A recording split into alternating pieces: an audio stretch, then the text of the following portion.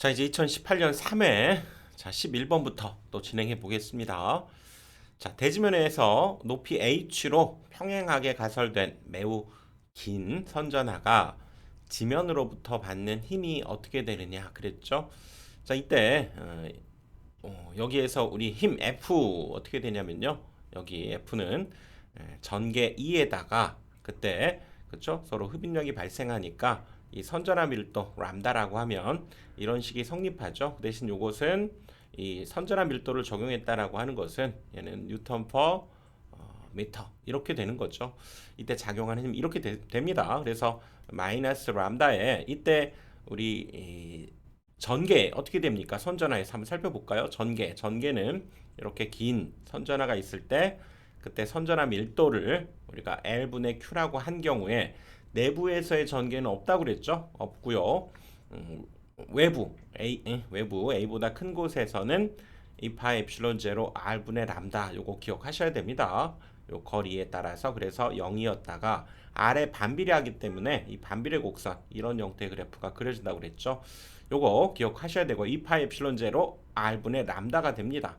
다시 문제로 가서 보면 자 여기에 2는 뭐라고요? 2파이 엡실론 제로 r분의 역시 람다 이런 형태가 되기 때문에 근데 여기에서는 지금 대지가 이렇게 있을 때 여기 선전하를 이렇게 h만큼 떨어진 곳으로 가설했다라고 하는 것은 이때 작용하는 힘은 영상법에 의해서 그렇죠? 이쪽에 하나 더 있다 이렇게 보자고 그랬죠? 여기에 h가 하나 더 있기 때문에 이때 작용하는 힘은 EH를 적용해야 됩니다. 그래서 여기 R 대신에 이제 EH를 적용해서 한번 적어보면 마이너스 2파이 엡실론 제로 EH분의 람다 제곱 이런 형태가 되면서 결국 H에 뭡니까? 반비례하게 되는 거죠. 분모에 있으니까. 그래서 H에 반비례한다. 2번이 답이 됩니다. 12번 정전 에너지, 전속 밀도 및 유전 상수 엡실론 R의 관계에 대한 설명 중 틀린 것을 물었네요. 자, 굴절각이 큰 유전체는 엡실론 R이 크다. 자, 요거 한번 살펴볼까요? 우리 이 유전율과 굴절각 관계에서 요거는 기본적으로 외워야 되죠. 에탄이라고 하는 도시에 가서 이사를 간 거죠. 에탄이라는 도시 이사를 갔더니 OAC가 안 나오고 DC가 나왔죠. 그래서 에탄이라고 하는 도시는 뭔가 바뀐 도시구나. 그래서 엡실론 탄덴트 2 사인 DC 이거 기억해서 여기는 뒤바뀌는 거죠. 나머지는 11 동일한데 그리고 전성 밀도 D는 법선 성분, 수직 성분이 연속이고요. 전개 그렇죠? E는 수평 성분, 접선 성분이 연속이었죠. 그럴 때 여기 유전율이 더 컸을 때는 어떻게 했습니까? 뭐만 바뀝니다. 2가 바뀌는 거죠. 치과 가서 2만 바뀝니다. 나머지 요거 굴절각이라든가 전속밀도 안 바뀌고요. 2만 바뀌죠. 2만 바뀌어. 그리고 그렇기 때문에 여기 엡실론 1이 더 큰 쪽에서 우리가 이렇게 보내버리면 굴절각이 더 크니까 이쪽으로 더 휘어져서 들어간다 그랬죠. 그래서 전속이 유전율이 큰 쪽으로 이렇게 더 굴절이 돼서 흐른다. 요걸 기억하자고 그랬죠. 다시 문제로 가면 굴절각이 큰 유전체는 그쵸 여기 입실론 R도 크다 맞죠. 그리고 동일 전속 밀도에서 엡실론 R이 클수록 정전 에너지는 작아진다. 그래서 정전 에너지 한번 2분의 1 우리가 ED 요 공식 이걸 이용해서 그쵸 D는 엡실론이니까 또 두 개를 더 만들어낼 수 있었죠. 2분의 1 엡실론 2제곱도 만들 수 있고요. 또 2분의 1에 여기 엡실론 분의 D제곱 이런 관계도 만들어낼 수가 있었죠. 그러니까 전속 밀도 D하고 관련된 것은 그치? 여기 엡실론이 분모에 있으니까요. 얘가 클수록 정전 에너지가 작아진다. 맞죠? 또 동일 정전 에너지에서 엡실론 R이 클수록 전속 밀도가 커진다라고 하는 거죠. 그러니까 이 값이 동일하다면 이 값이 커지면 얘도 커져야만 동일한 값을 갖게 된다. 즉 이 식에 역시 들어있죠. 전속은 매질에 축적되는 에너지가 최대가 되도록 분포하는 것이 아니죠. 전속은 우리 정전계에서는 에너지가 최소가 되도록 분포한다. 이것이 틀린 거죠. 그래서 답은 4번이 됩니다. 13번 시그마가 1이고요. 거기에 엡실론 R이 6, 뮤가 뮤제로인 유전체에 교류 전압을 가했을 때 변이 전류와 전도 전류와 크기가 같아지는 주파수 이걸 물었네요. 그러니까 변이 전도 전류 밀도를 IC라고 하면 얘는 시그마 엡실론이었고요. 그렇죠? 그다음에 변이 전류 밀도를 우리 ID라고 한다면 얘는 오메가 엡실론 E 이런 관계가 성립했었죠. 이건 여러분들이 기억을 해두셔야 되고요. 여기가 이것이 전도 전류 밀도 여기 도전율 이렇게 주어지면 시그마 그리고 전개 그리고 여기가 변이 전류 밀도 그래서 오메가 엡실론 이 둘이 같아진다 지금 그 얘기죠. 그래서 지금 시그마 2와 오메가 엡실론 2가 서로 같아지는 주파수니까 주파수 여기 들어있죠. 2파이 F 이렇게 들어있기 때문에 요거 두 개 약분돼 버리고 이걸 주파수 F에 관해서 정리를 한번 해보면 2파이 엡실론이 분모로 이쪽 내려가면 되죠. 그래서 2파이 엡실론 여기 시그마 이렇게 되죠. 나머지는 이제 우리가 그대로 대입해 주면 되니까요. 자, 2파이에 여기 엡실론 r을 6으로 잡았기 때문에 얘는 엡실론 제로 엡실론 제로 곱하기 6을 해줘야죠. 비유전율. 그리고 여기 도전율을 1로 봤기 때문에 요거 계산해 주면 됩니다. 그래서 자, 이 값은 얼마입니까? 요 값은 36파이의 10의 마이너스 9제곱이 되는 거죠. 그래서 이걸 계산해 보면 여기 파이 약분되고요. 여기 10이니까 또 약분해서 여기가 그러면 3이 되죠. 3이 여기 분자로 올라가니까 3 곱하기 이것도 지금 분모에 있는 값이니까요. 분자에 올라가면 여기 이렇게 9제곱으로 바뀌죠. 그래서 답은 1번이 답이 되겠네요. 14번 그 양이 증감에 따라서 무한장 솔레노이드에서의 자기 인덕턴스 값. 이 공식 어떻게 됩니까? 자기 인덕턴스 L은 L분의 뮤S N제곱 이렇게 됐죠. 이것은 어떻게 해서 나온 겁니까? L은 원래 자기저항 R분의 N제곱인데 이 자기저항 R이 뭡니까? 뮤S분의 L이죠. 이렇게 되면서 얘가 올라가면서 이렇게 된 거죠. 그렇지? 그래서 그 양이 증감에 따라서 자기 인덕턴스 값이 증가하지 않는 것은 그러니까 이 비례하는 것 요거 뭐 뮤, S, N 이런 것들이 사실상 비례하는 것들이니까요. 자, 반경이 늘어나면 면적도 늘어나죠. 그러니까 이것도 같이 증가하는 값이 되는 거고요. 철심의 길이가 증가하면 자기 인덕턴스가 증가합니까?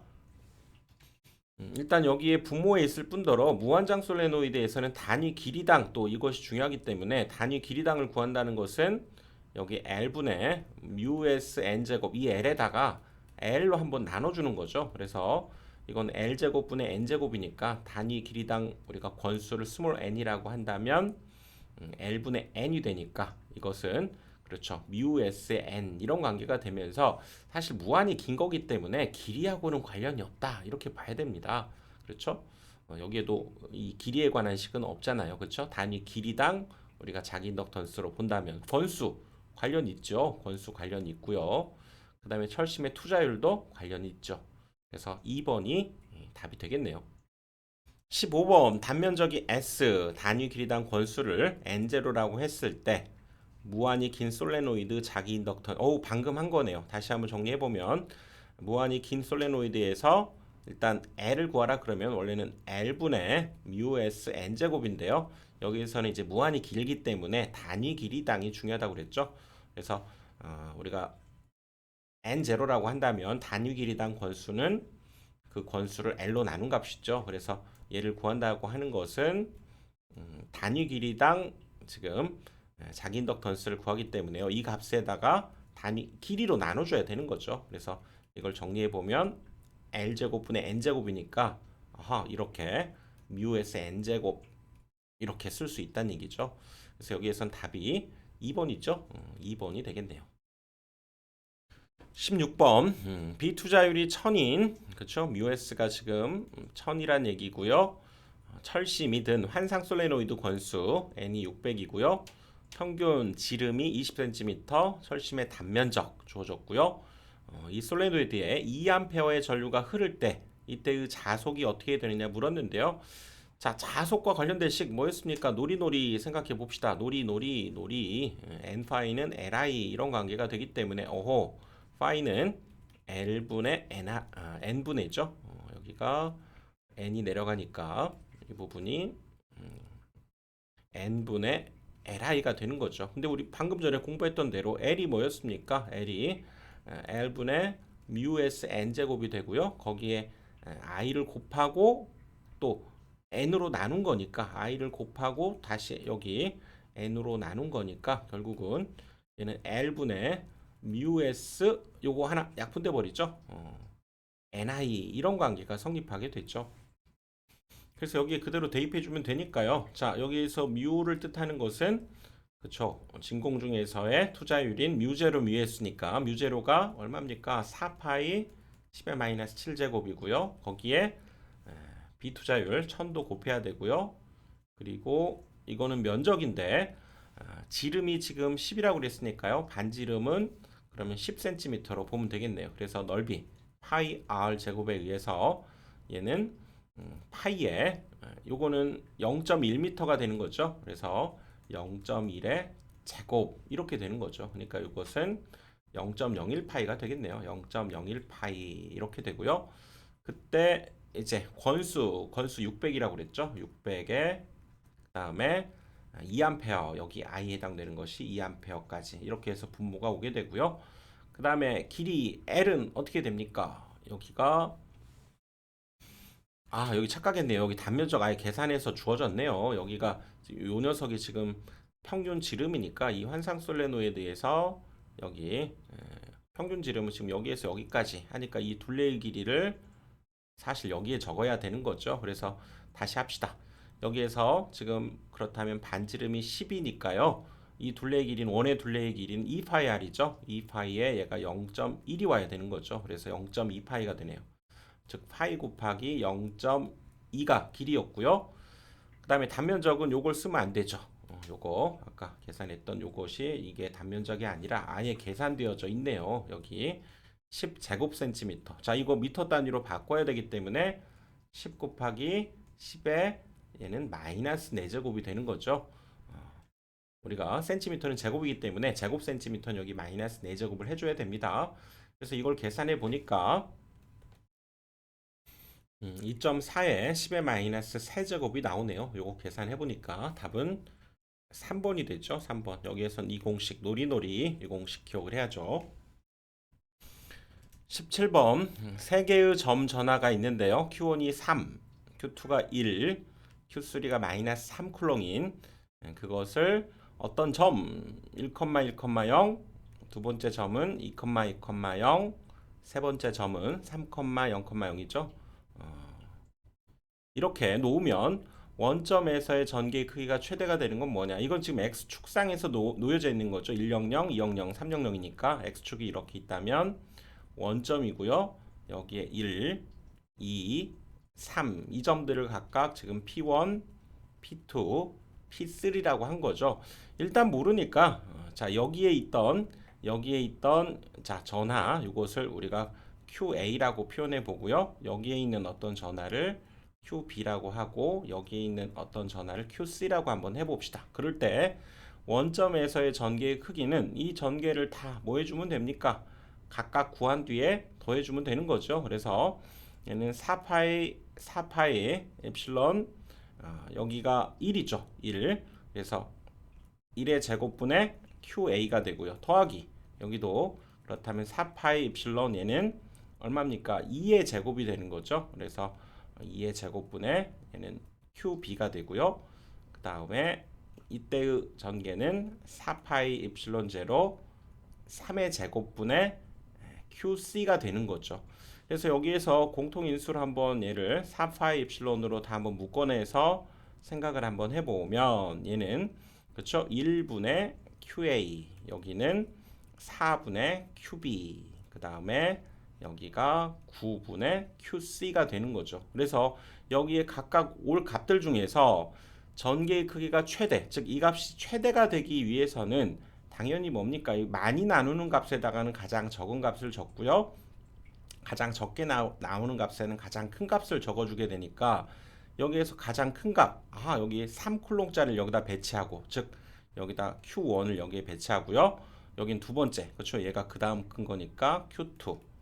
그 다음 가장 작은 값을 가장 많이 나눠주는 것이 가장 이 값이 커지게 되겠죠. 전체적으로. 그래서 여기가 Q3는 여기에 배치하면 되니까 즉 여기에는 그러네요. 순서적으로 QA에는 Q1을 배치하고 여기에는 Q2를 배치하고 Q3를 배치하면 되죠. 그래서 1, 2, 3에 1, 2, 3를 그대로 배치하면 되니까 답은 1번이 되겠네요. 1번. 18번 맥스웰 전자방정식에 대한 의미를 설명한 것으로 틀린 것은 자 다시 한번 정리해 봅시다. 맥스웰의 전자방정식에서 가장 기본이 되는 거죠. 여기 다이버전스 D 그렇죠? 우리가 전속의 발산 이것이 그때의 최적전압 밀도를 뜻한다 그 얘기죠. 즉 여기에서 우리가 Q에서 발산하는 부분이 있다. 고립된 전하가 존재한다. 그 얘기죠. 만약에 다이버전스 D가 0이라는 것은 뭡니까?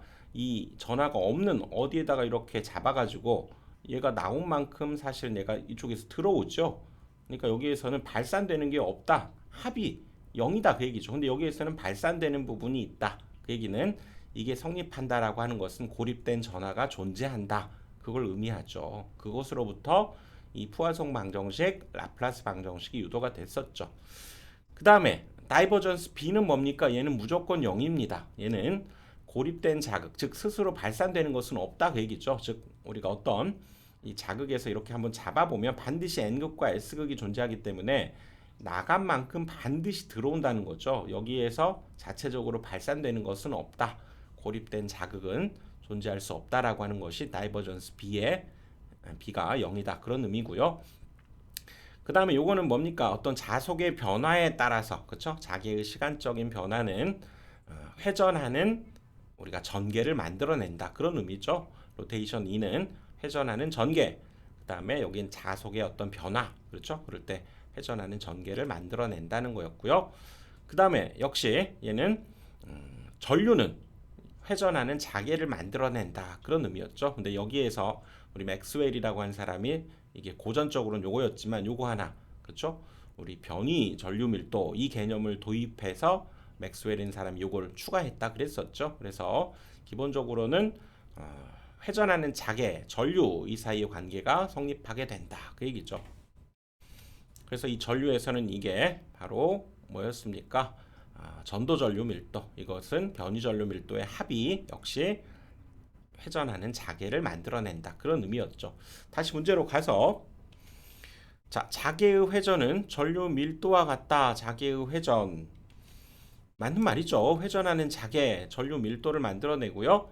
자, 자개가 발산하며 자극은 단독으로 존재한다. 이게 틀렸죠. 이걸 표현하는 식이 다이버전스 B가 뭡니까? 반드시 0이 된다는 거죠. 이건 단독적으로 자극이 존재할 수 없다는 거죠. 발산하는 값이 없다 그 얘기지. 이것이 명확히 틀렸고요. 전개의 회전은 자속 밀도의 시간적인 감소율과 같다. 이것이 바로 로테이션이죠. 우리가 전개의 회전은 마이너스 라운드 B, 라운드 T, 그렇죠? 자속 밀도의 시간적인 감소율과 같다라고 하는 식, 요것을 의미하는 거고요. 맞죠? 단위 최적당 발산에 대한 전속 수는 단위 최적당 공간 전압 밀도와 같다. 이것이 바로 다이버전스 D죠.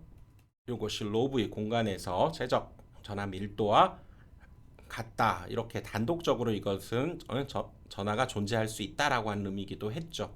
요거 맞습니다. 다이버전스 B는 0이고요. 다이버전스 T는 로브의 4번이 요걸 뜻하는 거죠. 틀린 것은 2번이죠. 19번 전기력선에 대한 설명 중 틀린 것은 전기력선은 부전하에서 시작해서 정전하에서 끝납니까? 아니죠. 기본적으로 정전하에서 시작해서 부전하에서 끝나야죠. 자, 단위 전하에서는 엡실론 제로분의 1개의 전기력선이 출입합니다. 그렇죠. 원래 얘가 엡실론 제로분의 Q가 되기 때문에 Q가 지금 1쿨롱이니까 이게 맞죠. 전기력선은 전위가 높은 점에서 낮은 점으로 향하고 맞지? 자, 전기력선의 방향은 그 점의 전개의 방향과 일치하고 밀도는 그 점에서 전개의 세기와 같다. 맞죠? 전기력선을 다 잘 설명하고 있는 거죠. 1번이 틀렸네요. 20번 유전율이 엡실론인데요. 얘는 4 엡실론 제로 비유전율이 4란 얘기죠. 그 다음에 투자율이 뮤 제로인 비도전성 유전체의 전자파의 세기가 다음과 같이 주어져 있네요. 그럴 때 자개의 세기는 어떻게 표현되는가 이렇게 물은 거죠. 여기에서는 이 전개와 자개의 관계, 우리 고유 임피던스 생각해야죠. 뭐였습니까? h분의 정리 한번 해보면 h분의 2가 됐죠. h분의 2가 뭐였습니까? 루트 얘는 엡실론 분의 뮤가 되는데 지금 여기에서는 이쪽 그쵸? 엡실론이 요걸 쓰라고 했기 때문에 그쵸? 4 엡실론 제로를 쓰게 되고요. 여기에서는 투자율은 그대로 뮤 제로를 써주면 되네요. 우리는 알고 있죠. 여기 루트 4분의 1은 2분의 1로 나가고 또 루트 엡실론 제로분의 뮤 제로는 이것이 계산해 보면 얼마였습니까? 377이죠. 이거 기억하셔야 됩니다. 377 이런 관계가 성립하기 때문에 사실상 이 크기만을 생각해 보자면 자 지금 전개가 주어져 있으니까요. 전개와 자개 사이 관계에서 뭐 얘네들이 서로 자리 바꿔줘도 되죠. 그래서 h라고 하는 것은 여기 2분의 1 곱하기 377의 2다 이런 관계가 성립하죠. 근데 우리가 이 전개와 자개는 위상 그쵸? 위상이 같기 때문에 이것을 그대로 가져다가 그대로 써주면 되고요.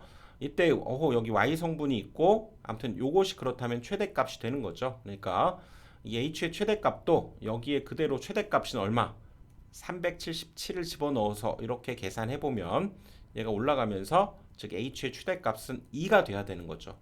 그래서 결국은 우리가 방향을 일단 제외하고는 어떤 값으로 표현돼야 됩니까? 최대값이 2니까 얘는 2의 코사인 10의 9제곱 t 마이너스 베타 z 이렇게 일단은 표현돼야 되고요.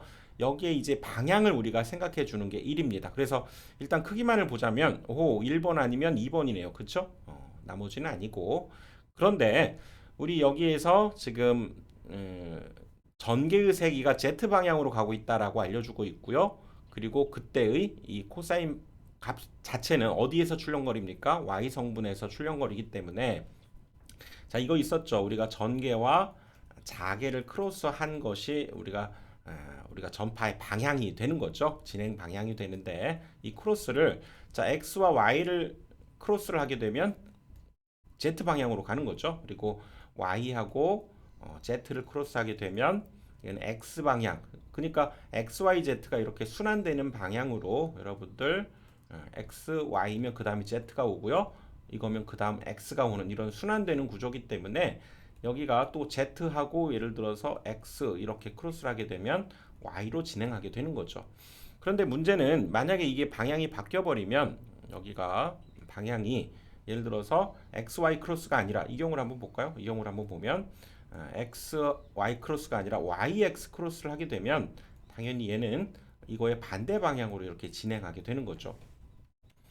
또 만약에 자 이 식과 더불어서 같이 Y에다가 어떤 것을 크로스했더니 이것이 Z가 나왔다 그러면 이 상황에서 여기가 마이너스 Z인데 여기가 Z 똑같은데요. 그쵸? 여기가 마이너스 Z가 아니라 Z가 오게 되면 요거 자체가 이제 마이너스 X 성분을 갖는다 이렇게 방향이 반대다 이렇게 보시면 됩니다. 자 다시 보면 여기에서 얘가 지금 그쵸? 진행 방향이 Z가 되는데 그때 얘는 Y 성분을 지금 전개로 가지고 있죠. 전개가 요 앞에 와야 됩니다. 그러니까 Y 성분이 지금 전개인데 그때의 자개의 방향을 생각해 봐라 그러면 이 원리에 의해서 얘는 마이너스 X 방향으로 가게 된다는 거죠. 그러니까 이 값에다가 이제 마이너스 AX다라고 하는 이 성분을 추가해서 표현해 주면 된다는 거죠. 그래서 답은 2번이 됩니다. 2번 마이너스 AZ가 아니고 이거는 이제 우리 외적 크로스에서의 그 진행 방향 요걸 여러분들이 생각을 해주셔야 되고요. 답은 2번이 되는 거죠. 자 이렇게 해서 2018년 3회 20번까지 살펴봤고요. 다음 강의에서 또 뵙겠습니다.